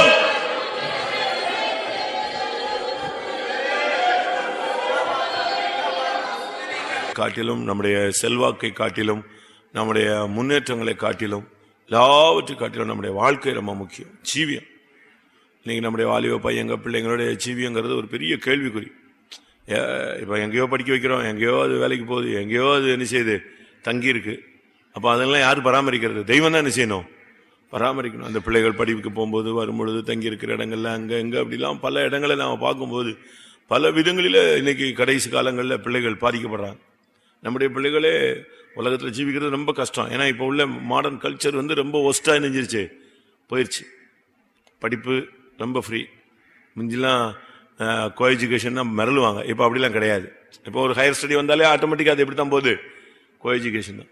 தங்கி இருக்கிற இடம், ஃப்ரெண்ட்ஸு, ட்ரெஸ்ஸு, பழக்க வழக்கங்கள், உலகத்தின் ஆசை, போராட்டங்கள், பயங்கர போராட்டம். இவைகளுக்கு மத்தியில் நம்ம பிள்ளைகள்லாம் நிற்கணும்னா பெரிய கிருபை தான், ஆண்டவருடைய இறக்கம் தான். அந்த பிள்ளைகளுக்காக நம்ம ஜெபிக்கணும். வாலிப பிராயத்தில் நம்ம சொல்லுவோம், நீ சரியில்லை, நீ ஒழுங்கா படிக்கல, நீ அங்கே போனது தப்பு, இங்கே பேசினது தப்பு, அங்கே நடந்தது தப்பு, இங்கே நின்னது தப்பு. இதெல்லாம் நம்ம சொல்றதெல்லாம் நம்முடைய அறிவுக்கு ஏற்ற மாதிரி நம்ம பேசுறோம். ஆனா அவங்களோடு போராடுற அந்த ஆவி எவ்வளவு வல்லமையுள்ள ஆவின்னு நமக்கு தெரியாது. ஏன்னா நாம அந்த பகுதியை கடந்து வந்தோம். அது ஒரு காலம். அப்ப இருந்ததை விட இப்ப இருக்கிற காலம் ரொம்ப ஒஸ்ட். அப்ப இருந்த காலங்கள்ங்கிறது ரொம்ப வித்தியாசமான காலம். இப்போ அப்படி அல்ல. இப்போ எல்லாமே திறந்த வெளியா மாறிடுச்சு. முந்திலாம் பாவத்தை பத்தி குடும்பத்துல ஒரு மாதிரி காரியங்களை பேசணும்னா பிள்ளைகள் இருக்கும்போது என்ன செய்ய மாட்டாங்க? பேச மாட்டாங்க. அப்படித்தானே? உங்களுடைய எப்படின்னு தெரியல, பேச மாட்டாங்க. அந்த வாலிப பிள்ளைங்க இருக்கிற போது ஒரு மாதிரி சப்ஜெக்ட்லாம் என்ன செய்ய மாட்டாங்க? பேச மாட்டாங்க. இப்போ அது அப்படி கிடையவே கிடையாது. இப்போ எல்லாமே டிவியில போட்டு ரோட்ல, மெயின் ரோட்ல நின்று பேசுறான். கல்ச்சர் எப்படி இருந்துச்சு? வித்தியாசமா மாறிடுச்சு. இப்போ பேரண்ட்ஸுக்கு தெரியாத தவறுகள், பழக்க வழக்கங்கள் எல்லாமே பிள்ளைகளுக்கு இந்த காலங்கள் அப்படி மாறிடுச்சு. அதனால நம்ம இப்போ அவங்கள குறை சொல்லி ஒரு பிரயோஜனம் இல்லை. ஒண்ணு செய்யலாம், அவங்களுக்கு புத்தி சொல்றதெல்லாம் கரெக்டு. அதை விட அவங்களுடைய வாழ்க்கையில அவங்க ஜெயிக்கிறதுக்காக, கிருபைக்காக என்ன செய்யலாம்? ஜெபிக்கணும். அதான் நம்ம செய்ய வேண்டியது. பெற்றோர்கள் புத்தி சொல்ற கடமையை விட அதிகமா என்ன செய்யணும்? ஜெபிக்கணும். கண்டிக்கிறோம், அது ஒரு பகுதி. பிள்ளைகளை கண்டியாமல் விடக்கூடாது, கண்டிக்கணும், புத்தி சொல்லணும். ஆனா அதே நேரத்தில் அந்த பிள்ளைகளுக்காக தரப்புல என்ன செய்யணும்? தெருக்களில் மூர்ச்சித்து கிடக்கிற உன் பிள்ளைகளுடைய பிராணனுக்காக உன் கைகளை ஏறிடு. உனக்காகவும் உன் பிள்ளைகளுக்காகவும் என்ன செய்? அழுங்கள். சிலுவை தூக்கிட்டு போகும்போது சொன்ன வார்த்தை என்னது? உங்களுக்காகவும் உங்கள் பிள்ளைகளுக்காகவும் அழுங்கள் தான் சொன்னார். அதனால நம்ம பிள்ளைகளெல்லாம் நம்ம சும்மா ரொம்ப சிம்பிளா சொல்லிடுறோம். ஆனா ஒவ்வொரு பையங்களும் பிள்ளைகளும் அறிக்கையிடும் போது அந்த பிள்ளைங்க படுற பாடு, அதுங்க வேணும்னு போய் பாவத்தில் விழுறது, கொளுத்து போய் விழுறது ஒரு சில குரூப் கிடக்கு. அதெல்லாம் அத்தளைஞ்ச கேஸ். அதெல்லாம் நீங்க புத்தி சொன்னாலும் வேறாது, கண்டிச்சாலும் ஏறாது, அது பாட்டு போகும். ஆனா ஒரு சில பிள்ளைங்க பரிசுத்தமா ஜீவிக்கணும், உண்மையா ஜீவிக்கணும், என்னால முடியல, எனக்கு பயங்கர டஃபா இருக்கு, பிரச்சனையா இருக்கு அப்படின்னு சொல்லும் போது நமக்கு கஷ்டமா இருக்கு. அப்ப அந்த பிள்ளைகளுக்காக என்ன செய்யணும்? நம்ம தான் திறப்புல என்ன செய்யணும்? நிக்கணும், நல்லா போராடணும். ஏன்னா பிசாசு பாவம் வாசப்படியில படுத்திருக்குங்க, பாவம் பின்தொடரும் இருக்கு. அவனை பாவ கயிறுகளால் கட்டும்னு சொல்லியிருக்கு, அவனை அடிமையாக்குன்னு சொல்லியிருக்கு, அவனை குற்றவாளியாக்குன்னு இருக்கு. அவனை கொண்டு போய் கடைசியில் பாதாளத்தில் இறக்கி விட்டு போயிடும். பயங்கர பிசாசு காலம். இப்போல்லாம் நீங்க சும்மா முந்திலாம் ஒரு காலங்கள் பரிசுத்தம்னு பேசினது, இப்பெல்லாம் பரிசுத்தங்கிறது பெரிய கேள்விக்குறி. சின்ன கேள்விக்குறியில் என்னது? பெரிய கொஸ்டின் மார்க். அது முடியுமா? ஆனா இவங்களுக்கு மத்தியில் நம்முடைய பிள்ளைகளுக்காக நம்ம ஜெபிச்சு உபவாசம் போட்டு நம்முடைய பிள்ளைகளை பாதுகாத்து ஒரு கூட்டம் பிள்ளைகளை சீயோனா எருசலேமா என்ன செய்யறோம்? மாற்றுகிறோம். ஜெபம் பண்ணுமா? கொஞ்ச நேரம் நம்முடைய வாலிப பையங்க பிள்ளைகளுக்காக நல்லா ஜெபம் பண்ணும். ஊழியத்தில் கூட சின்ன சின்ன வயசுல வர்றாங்க பிள்ளைங்க. அவங்க வர்றது ஒரே வியூ தான், சியோன். இந்த ஒரு டார்கெட்ல தான் அவன் வர்றான். அப்படி இங்க வரும்போது இங்க மாம்சம் போராடுது, சரீரம் போராடுது, இங்க உள்ள ஃபெய்த்தம் சூழ்நிலை போராடுது, சபையில் உள்ள ஜனங்கள் போராட்டம். இவைகளை அவங்க மனசுல வைக்காம எதை மட்டும்தான் மனசுல வச்சு வராங்க? இலக்கு மட்டும்தான் வருது. ஒருத்தன் கேட்டானா, அந்த அம்புக்கு குறி வைக்கும் போது உனக்கு நீ எப்படி ஜெயிச்சேன்னு கேட்டானா. அந்த பக்கத்தில் உள்ள இலை தெரிஞ்சுதானே? எனக்கு பக்கத்தில் உள்ள இலை தெரியல. அந்த பறவை நின்றுச்சுலப்பா, அதுக்கு பக்கத்தில் உள்ள இலை தெரிஞ்சுதான்னு கேட்டானா. தெரியல. அப்போ உனக்கு என்னதான் தெரிஞ்சது? எனக்கு பறவை மட்டும்தான் தெரிஞ்சது. பக்கத்தில் உள்ள இலை தெரிஞ்சா இலைதான் சுட்டிட்டு இருப்பான், பக்கத்தில் உள்ள இலையில தானே சுடுவான். ஜெயிச்சவன்ட்ட கேட்டாங்களாம், அடிச்சவன்ட்ட வின் பண்ணவன்ட்ட கேட்டாங்க, பக்கத்தில் உள்ள இலை உனக்கு எப்படி தெரிஞ்சதுன்னு கேட்டாங்க. நான் எங்க இலை எங்க இருந்துச்சுன்னு கேட்டாங்க. மரத்துல தான் இருக்குது பறவை. இவன் என்ன சொன்னா? எனக்கு இலை தெரியல, நான் பார்த்தது எதைத்தான் பார்த்தேன்? பறவையை தான் பார்த்தேன்.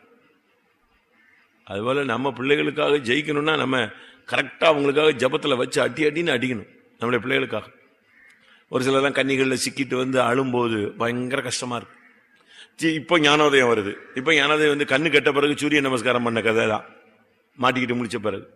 அதனால நம்முடைய பிள்ளைகளுக்கு வருமுன் காப்போம், அந்த ஜபம் தான் இப்போ ஜபம். நம்முடைய ஜபம் என்னதே? வருமுன் காப்போம். அப்படி யாருக்காவது ஏதாவது பிரச்சனைகள் வந்துச்சுன்னா இப்போ கட்டவிழ்க்கும் ஜபம் மாதிரி என்ன செய்யணும்? கண்ணி தெரிக்கணும். நம்முடைய பிள்ளைகளுக்கு விரோதமான கண்ணி என்ன செய்யணும்? தெரிக்கணும். ஜபம் இல்லாம எல்லாரும் ஒரு 5 நிமிஷம், ஆண்டவரே எங்களுடைய சபையில் உள்ள வாலிப பையங்க, ஊழியத்தில் இருக்கிற வாலிப பிள்ளைங்க எல்லாரையும் கர்த்தர் பாதுகாக்கணும். அவங்க கண்ணிகள்ல சிக்க கூடாது. சரியான ஒரு அபிஷேகம் கொடுக்கணும், ஆலோசனை கொடுக்கணும். ஆவியானவர் அவர்களை வேலையடைக்கணும். எல்லா பிள்ளைகளையும் கர்த்தர் பாதுகாக்க முடியாது. ஜெபம் பண்ணுவோம்.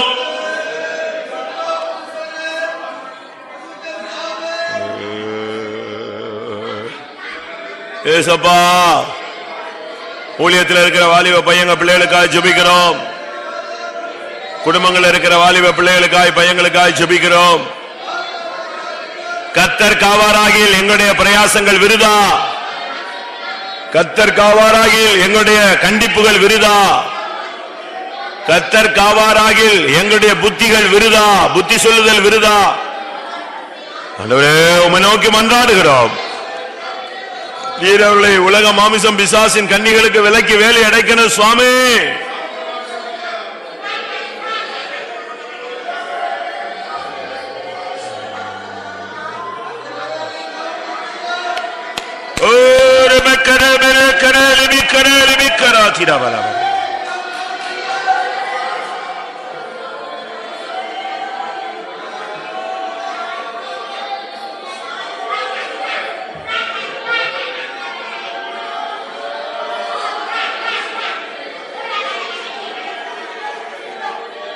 Hallelujah.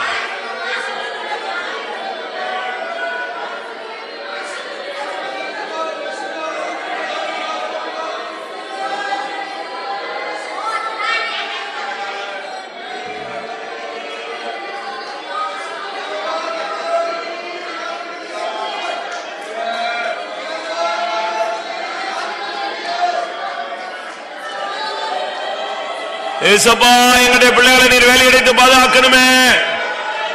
அவர்கள் போகிற பாதையை நீர் அறிவீர். அந்தந்த பிள்ளைகளுக்குள்ள பிரச்சனை, அந்தந்த பையங்களுக்குள்ள பிரச்சனை, போராட்டம், எதிர்ப்பு, கலக்கம், ஆண்டவரே கன்னிகள் எல்லாம் உமக்கு தெரியும். ஒருவரும் கெட்டு போறது உம்முடைய சித்தம் அல்ல. எங்களுடைய வாலிப பையங்க பிள்ளைகளுக்காக ஜெபிக்கிறோம்.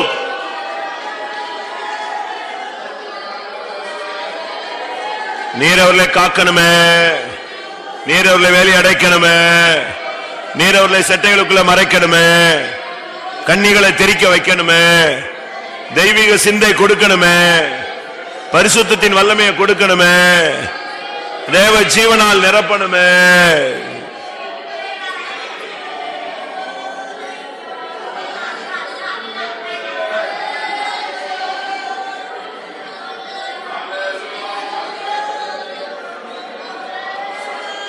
Hallelujah.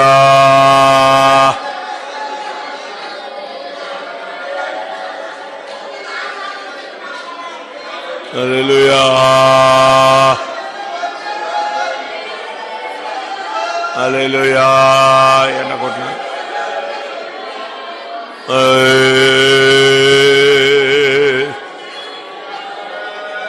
ஒவ்வொரு வாலிப பிள்ளைகளையும் உம்முடைய சன்னிதானத்தில் நினைவு கூறுகிறோம். பேர் பேராய் நினைவு கூறுகிறோம்.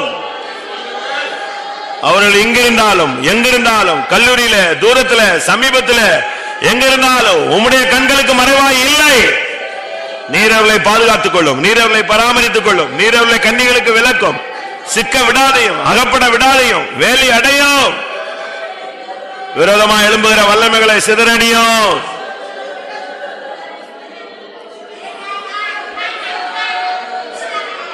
எங்களுடைய பிள்ளைகளை பாதுகாக்கணும் அப்பா,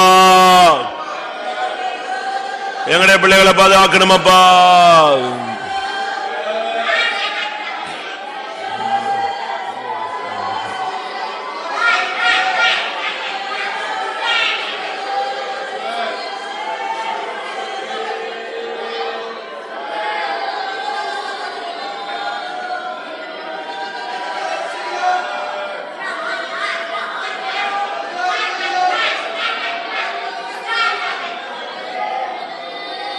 Isabah.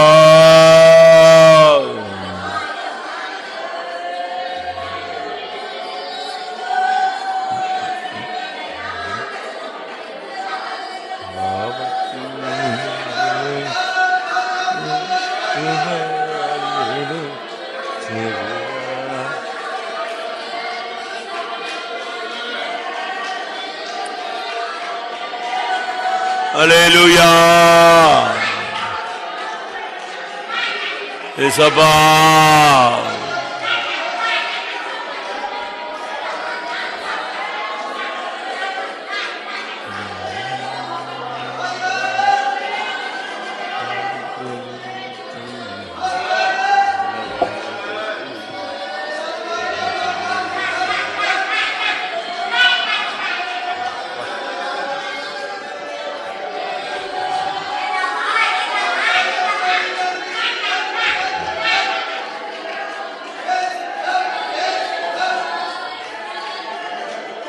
Hallelujah.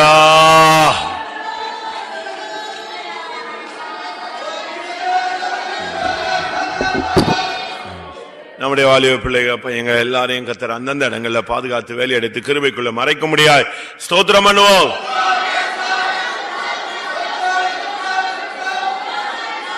Praise the Lord, praise the Lord, praise the Lord, praise the Lord, praise the Lord, praise the Lord, praise the Lord, praise the Lord, praise the Lord. நம்முடைய விசுவாசிகள் குடும்பங்கள் இன்னும் ஒரு சிலர் ரட்சிக்கப்படலை. ரட்சிக்கப்படாம ஒரு சிலர் ஒத்துழைப்பாங்க. நம்ம வீட்டுக்கு போனா ஒரு சிலர் ரட்சிக்கப்பட்டனாலும் ஒரு சிலர் ரட்சிக்கப்படாட்டா கூட என்ன செய்வாங்க, ஏத்துக்குவாங்க, ஜெபம் பண்ண சொல்லுவாங்க, வர்றேன்னு சொல்லுவாங்க, காஃபி குடிங்கம்பாங்க, உட்காருங்கம்பாங்க, நம்ம ஏதாவது பேசினா ஏத்துக்குவாங்க. இது ஒரு குரூப் இருக்கு. அதாவது எதிர்ப்பு கிடையாது.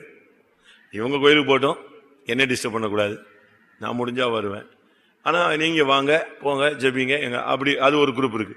ஆனா ரட்சிப்புக்குள்ள மட்டும் என்ன செய்ய மாட்டாங்க, வரமாட்டாங்க. இன்னொரு குரூப் இருக்கு, வீட்டுல எவனுமே நான் இல்லாத வரவே கூடாது, ஜெபிக்க கூடாது, போகக்கூடாது, பயங்கர தடைகள். இப்படி ஒரு போராட்டம் ஒரு சில குடும்பங்கள்ல இருக்கு. இந்த ரெண்டுமே சரியில்லை. ஒரு சிலர் அப்படி இந்த மிதவாதிகள் விட்டுருவாங்க, கோயிலுக்கு கூட வாசல்ல ஒரு சிலர் பாருங்க வண்டியில கொண்டு விட்டுட்டு என்ன செய்வாங்க, போயிடுவாங்க. அவங்க உள்ள வரமாட்டாங்க, ஆழமான ரட்சிப்புக்குள்ள வரமாட்டாங்க. சரி, இப்ப 2 பேரும் செத்து போயிட்டாங்க. 2 பேர்ல ஒரு ஆள் எங்க போகும்? ஒரே வீட்டுல வாசம் பண்ணின ஐஸ்வர்யவான் ஒருத்தர் இருக்கான், யார் இன்னொருத்தன் யார் இருக்கா, லாசர் இருக்கான். 2 பேரும் செத்து போயிட்டான். 2 பேரும் செத்து போய் ஒருத்தன் எங்க போயிட்டான், ஆபிரகாமின் மடிக்கு போயிட்டான். இன்னொருத்தன் எங்க போயாச்சு, வேதனை உண்டாக்க இடத்துக்கு போயாச்சு. ஒரே வீட்டுல தான் இருந்தாங்க. இல்லாட்டா அவன் வீட்டுக்குள்ள இருந்தா வாசல்ல இருந்தான்னு வச்சுக்கோங்களேன், மேஜையில இருந்து விழுகிற துணிக்கையில பசியை ஆற்ற ஆசையா இருந்த மனுஷன். இப்போ இவ்வளவுதான் இங்க கேப். ஆனா அங்க பெரிய பிளவு உண்டாயிடுச்சு. அதுபோல இப்போ நான் கோயில கொண்டு என் மனைவியை விட்டுட்டு போனேன் அப்படின்னு சொன்னா பரவாயில்ல கொடுத்துட முடியுமா? கொடுக்க மாட்டாங்க. அப்படி ஒரு கண்டிஷன் இருக்கு. அதனால நம்ம ஜெபம் பண்ணுவோம். நம்முடைய விசுவாசிகள் ரட்சிக்கப்பட வேண்டிய, விசுவாசிகள் குடும்பங்களை ரட்சிக்கப்படாத ரட்சிக்கப்பட வேண்டிய நேரம் இதுதான். இந்த டைம்ல தான் கர்த்தர் என்ன செய்யணும், அவங்கள டச் பண்ணணும். சாகும் போதா ரட்சிக்கப்பட்டு என்ன பிரயோஜனம்? கடைசி நேரத்தில் சாகும்போது சங்கரானா அதே கேஸ்ல கடைசி நேரத்தில் இயேசுவே ஞானஸ்நானமும் கொடுக்க முடியாது, அவன் கோயில பரிசுத்தாவியும் பெற முடியாது, அடுத்து ராபோஜனமும் எடுக்க முடியாது. அப்படி வரக்கூடாது. இப்பமே இன்றே ரட்சண்ய நாள், இதுவே அனுக்கிரக காலம். அதனால கர்த்தர் விடப்படாது. இன்னைக்கு நம்ம ஜெபத்தை கேட்டு நம்ம 50 பேர் இருக்கோம்னு நினைக்கிறேன்னு வச்சுக்கோங்களேன். இந்த 50 பேர் ஜெபிக்கும் போது விசுவாசிகள் குடும்பங்கள்ல அந்த பின்மாற்ற ஆவி போகணும், சும்மா நார்மலா இருக்கிற ரட்சிப்பின் அனுபவம் போகணும், ரட்சிக்கப்படாத தன்மைகள் மாறணும். ஜெபம் பண்ணுவோமா எல்லாரும்? ஒரு 5 நிமிஷம் சரியா ஜெபம் பண்ணுங்க. கர்த்தர் நம்முடைய குடும்பங்களை யாரெல்லாம் தொடணுமோ தொடட்டும், கல்வாரி சிலுவை தென்படட்டும், ஆண்டவருடைய அன்பு அங்கே வெளிப்படட்டும். ஏதாவது ஒரு சூழ்நிலையில கர்த்தர் அவர்களை தம்முடைய பக்கமா இழுக்க முடியாய் போராடுவோம். கர்த்தாவே, காலங்கள் முடிவடைய போகுதே கர்த்தாவே, சமயங்கள் முடியுதே கர்த்தாவே, அநேகருடைய ஓட்டம் சடுதியில முடிந்து கொண்டிருக்கிறதே கர்த்தாவே.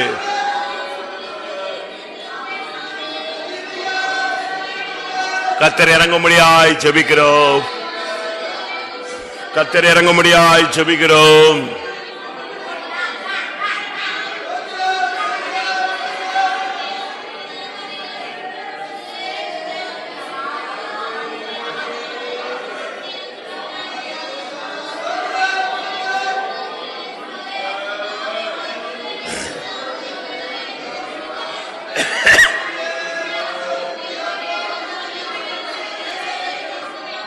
விசுவாசிகள் குடும்பங்களை ரட்சிக்கப்படாத சந்தியும் ஆண்டவரே, ரட்சியும் ஆண்டவரே,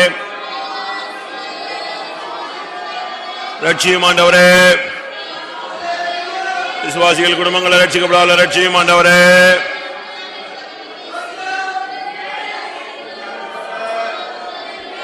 சுவாசிகள் குடும்பங்களை ரட்சிக்கப்படாத ரட்சியும் ஐயா. காலங்கள் வீணாய் போய்விடக் கூடாது, காலங்கள் விருதாவாய் போய்விடக் கூடாது. ஒவ்வொரு நிமிடமும் காலம் பொன் போன்றது, பிரயோஜனப்படணுமே.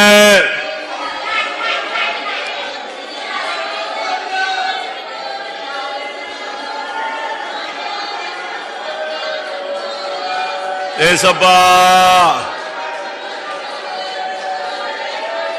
ஏசப்பா,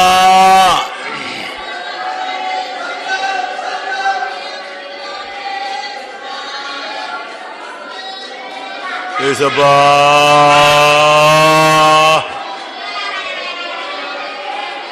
ரட்சிக்கப்படாதவர்கள் காலங்கள் வீணாய் போய்விடக் கூடாது,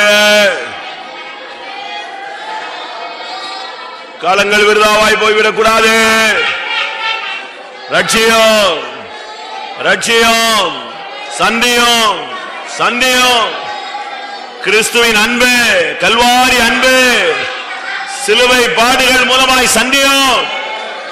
சிலுவை வெளிப்படட்டும், கிருபை வெளிப்படட்டும், ரட்சிப்பு வெளிப்படட்டும்.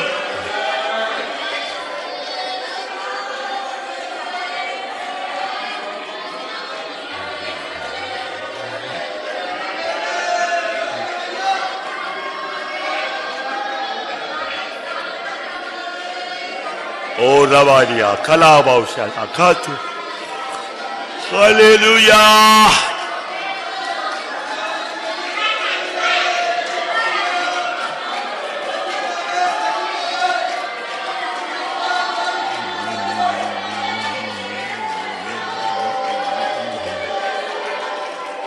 ஆம், கர்த்தர் ஜெபடியாய் ஸ்தோத்திரம் பண்ணுவோம்.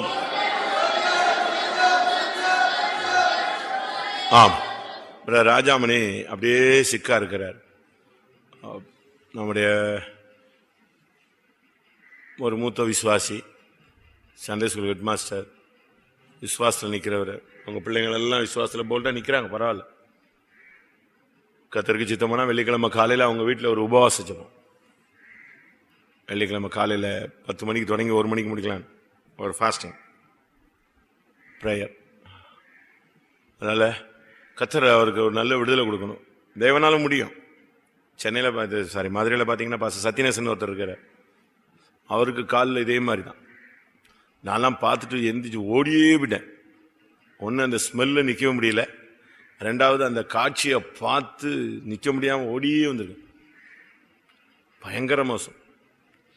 இங்கே விட்டா காசு, இங்கே துணியை இங்கே விட்டா இன்னொரு இடத்துல ஓட்ட வழியாக துணி வெளியே வரும், காலுக்குள்ள இப்படி போய் அப்படி வரும். அப்படிலாம் இருந்துச்சு. ஆனால் அவரெல்லாம் கத்தர் இன்னைக்கு சுகமாக்கி ஊழியத்தில் நெஞ்சிருக்காரு, கத்தர் வச்சிருக்காரு. போன வாரம் அவரை நான் மதுரையில் பார்க்குறேன், 2 விரல் சுத்தமாகவே இல்லை, ஆனால் அதெல்லாம் ஆறி ஊழியம் செய்கிறார். அதனால் கத்தரால முடியாது ஒன்றுமே கிடையாது. இவரை பொறுத்தவரையில் நீங்கள் போய் பார்த்தீங்கன்னா கட்டை அவிழ்க்கும் போது மேலே அவ்வளோ விரலுடைய எலும்பை என்ன செய்யலாம் பார்க்கலாம். அந்த லெவலில் இருக்கு, பயங்கர கஷ்டம். ஆனாலும் கத்தர் கிருபை கொடுத்து வச்சிருக்கிறார், போல்டா இருக்கிறார். அதனால் நம்ம எல்லாரும் ஜெபம் பண்ணணும். யாராவது போய் பார்த்தீங்களா விசுவாசிகள்லாம்? கல்யாணம்னா பாஞ்சு போய் விழுந்து ரோட்டில் உட்காந்துக்குவோம், குடும்பத்தோட 7 பேர் 12 பேர் கூட கொண்டு போய் உட்காந்து சாப்பிட்டு வருவோம்.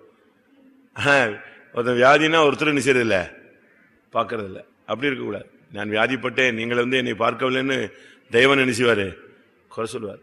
அதே நேரத்தில் போய் பார்த்துட்டு காப்பி குடிச்சிட்டு வந்துடக்கூடாது. கொஞ்ச நேரம் உட்காந்து என்ன செய்யணும், ஜெபம் பண்ணணும். சரி, அங்கே ஜெபிக்க வேண்டிய சூழ்நிலை வசதி இல்லைன்னா நீங்கள் வீட்டில் வந்தால் தான் அவங்களுக்காக என்ன செய்யணும், பாரப்பட்டு ஜெபிக்கணும். நீ எதை விதைக்கிறையோ அதை உனக்கு ஒரு காலம் வரும்போது மற்றவங்க உனக்கு என்ன செய்வாங்க ஜெபத்தில். நம்முடைய இதுவே அதுதான். உலகத்து மனுஷனை விட நம்ம ஐக்கியத்தில் உள்ள பெரிய சிறப்பு வாய்ந்தது என்னன்னா, ஒருத்தர் போய் பார்த்து விசாரித்து ஜெபிச்சு. சொந்தக்காரங்க கூட செத்தா உடனே வரமாட்டான். யார் தான் நிற்போம்? நம்ம ஜனங்க தான் நிற்பாங்க. அதனால் எனக்கு அவர் இன்னும் 2 நாளில் இறந்துருவார், 3 நாளில் இறந்துருவாருன்னு மாதிரி சொன்னாங்க. ஏன்னா அந்த லெவலுக்கு அவருக்கு மோசமான கண்டிஷன் இருந்துச்சு. ஆனால் கிருபையினால இது வரைக்கும் அப்படி ஒரு சூழ்நிலை தேவன் அனுமதிக்காம வச்சிருக்கிறார். அதனால கர்த்தர் கட்டளையிடணும், கர்த்தர் கட்டளையிடணும், அப்படிதானே? அவர் சொல்ல ஆகும். அவர் ஒரு கட்டளை படணும், ஏய் சுகரே ஏறி போவாத அப்படி நிற்கும். காலே சுகமாகு அப்படின்னா அவர் சொல்ல ஆகும். இந்த எலும்புகள் உயிரடையுமா அப்படின்னு ஒரு கொஸ்டின் எங்க கேட்டு வாசிங்க. எசேக்கியேல் இந்த எலும்புகள் உயிரடையுமா? அவன் சொன்னான் எலும்புகள் உயிரடையுமா? அவன் சொன்னா அது உங்களுக்கு தானே தெரியும், எனக்கு எங்க தெரியும். ஆண்டவரே அது நீரே அறிவு. எசேக்கியே அட்ரஸ்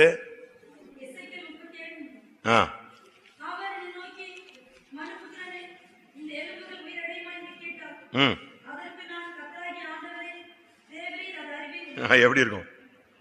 அவன்கிட்ட போய் கேட்டா அது ஒரு 50 வருஷத்துக்கு முன்னால செத்தவன், 40 வருஷத்துக்கு முன்னால செத்தவன், எலும்புகள் எல்லாம் அப்படி எலும்பு கூடு மாதிரியே பதப்படுத்தப்பட்டு அப்படி நிக்குது, இந்த மியூசியத்துல நிக்கிற மாதிரி அது குப்பை மாதிரி கிடக்குது. அதுல போய் உயிரடையுமானா அவன் உடனே ரொம்ப டெக்னிக்கலா பேசினான். என்னது? தேவரீர் அதை நீரே அறிவீர். இதே மாதிரிதான் நீ என்னை நேசிக்கிறாயா அப்படின்னதுக்கு என்ன சொன்னான்? ஆண்டவரே அது நீரே அறிவீர். யாரு? நம்மால் பேதுரு சொன்னாரு. அதனால ஆனா கர்த்தர் சொன்னாரு அப்படியா அது நான் தான் அறிவனா? அப்ப நீ ஒண்ணு செய், நீ தீர்க்கதரிசனம் சொல்லு. அவன் என்ன செஞ்சான்? எலும்புகளை நோக்கி நீ சொல்ல வேண்டியது என்னவென்றால், உலர்ந்த எலும்புகளே கர்த்தருடைய வார்த்தையை கேளுங்கள்னு சொல்லுனாரு. சொல்லிட்டானே. எனக்கு 7ஆம் வசனத்தில் எனக்கு கட்டளையிட்டபடியே நான் தீர்க்க தரிசனம் உரைத்தேன். நான் தீர்க்க தரிசனம் உரைக்கையில் என்ன வந்துருச்சு? அசைவு உண்டாயிருச்சு. அப்ப பரத்திலிருந்து ஒரு வார்த்தை வந்தா அந்த எலும்புல என்ன செய்யும்? உயிர் செத்து போயிட்டு விரல் செத்து போச்சுமா. அது கண்கூட நம்ம பார்க்கிற அறிவுபூர்வமான உண்மை. ஆனா கர்த்தர் செய்யும் பொழுது அதுவும் அறிவுபூர்வமான உண்மை. என்ன செய்யும்? எல்லாமே ஃபங்க்ஷன் ஆயிடும். எலும்பு, நரம்பு, சதை அதெல்லாம் கர்த்தர் செஞ்சிடும். இன்னைக்கு ஜெபம் பண்ணுமா? நல்ல ஜெபம் பண்ணும், ஒரு 5 நிமிஷம். அதே போல அவங்க யாரு? சுந்தரம் பிரதர் மனைவி. அவங்க பேர் என்னது? பாக்கியம். அவங்களுக்கும் கர்த்தர் ஜெபம் இறக்கம் செய்யணும். அவங்களுக்கு ரொம்ப கஷ்டத்தினால அவங்க மெடிசன் எடுக்கிறாங்க. ஆனாலும் மெடிசன்ல அவன் டைம் குறிச்சு தான் சொல்றான். 6 மாசம் 4 மாசம்னு போட்டான். கெடுவை வச்சுதான் நினைச்சிடான் இது பண்ணும். ஆனா கர்த்தர் நினைச்சா அவங்களுக்கு 40 வருஷத்தை கூட நிச்சய முடியும், கொடி கொடுக்க முடியும். ராக்ஃபெல்லர்னு ஒருத்தர், ஒரு பெரிய எண்ணெய் கம்பெனியோட ஓனர், கேன்சர்ல பயங்கர கஷ்டப்பட்டாங்க. செத்து போயிடுவான்னு சொன்னாங்க. ஆனா கர்த்தர் சுகமாக்கி அவனை 92 வயசு வரைக்கும், 50 வயசுல கேன்சர், 92 வயசு வரைக்கும் நெஞ்சாரான் உயிரோட. அதனால பாக்கியம் சிஸ்டருடைய காலங்கள் கர்த்தருடைய கரத்தில் இருந்தால் என்ன செய்யலாம்? வருஷத்தை நான் அப்படி ஜெபிக்கிறேன் அவங்களுக்காக. எசேக்கியாவுக்கு 15 வருஷம்னா இவங்களுக்கு ஒரு 15 வருஷம் கூட்டுங்க. அதுக்குள்ள அவங்க பிள்ளைங்கள்லாம் கல்யாணம் ஆயிடும், பேர பிள்ளைங்க எடுத்துருவாங்க. எல்லாம் ஒரு உலக வாழ்க்கையில ஒரு திருப்தி என்ன செய்யும் இருக்கும். அதே நேரத்தில் வியாதியில செத்தாங்கன்னு வராம இன்னும் விசுவாசத்துல நின்று ஜெய வீரர்களா என்ன செய்யலாம்? ஓட்டத்தை முடிக்கலாமே. இறக்கம் செய்யணுமே. ஆண்டவருடைய இறக்கங்களுக்கு முடிவே இல்லை. அதனால ஜெபம் பண்ணுமா எல்லாரும்? இந்த 2 பேரையும் மனசுல வச்சு, கர்த்தாவே நீங்க எப்படியாவது ராஜாமணி பிரதருக்கு சுகத்தை கொடுக்கணும். அவர் தெய்வீக சுகத்துல போராடிட்டு இருக்காரு. ஒரே நாள் தான் அந்த பஸ் உண்டாகிறது, அந்த கேங்க்ரீன் ஃபார்ம் ஆகுது இல்லையா, அது பிரேக் ஆயிடுச்சுன்னா போதும், இவங்க கிளீன் பண்ணிடுவாங்க, சுத்தமா காலி ஆயிடும். இது சுத்தமா காலி ஆயிடுச்சுன்னு சொன்னா அதுக்கு பிறகு சதை தானாவே என்ன செய்யும்?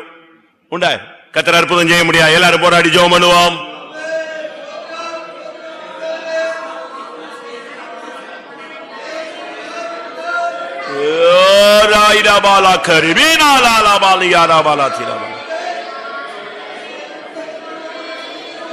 உம்மால் கூடாதது ஒன்றுமில்லை.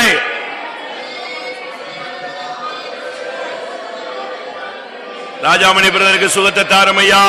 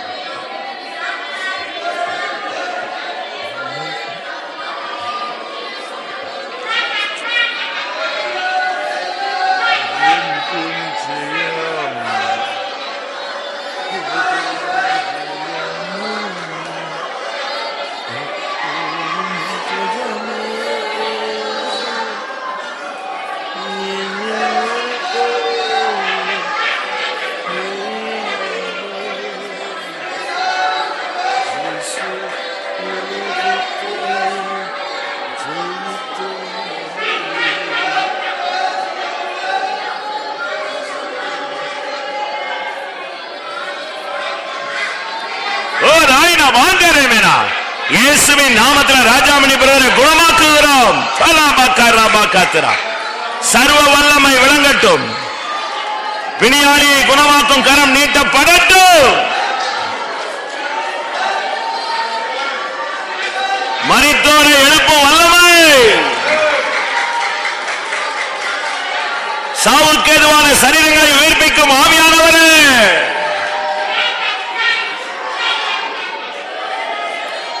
மரணம் ஜெயமாய் விழுங்கப்படட்டும்.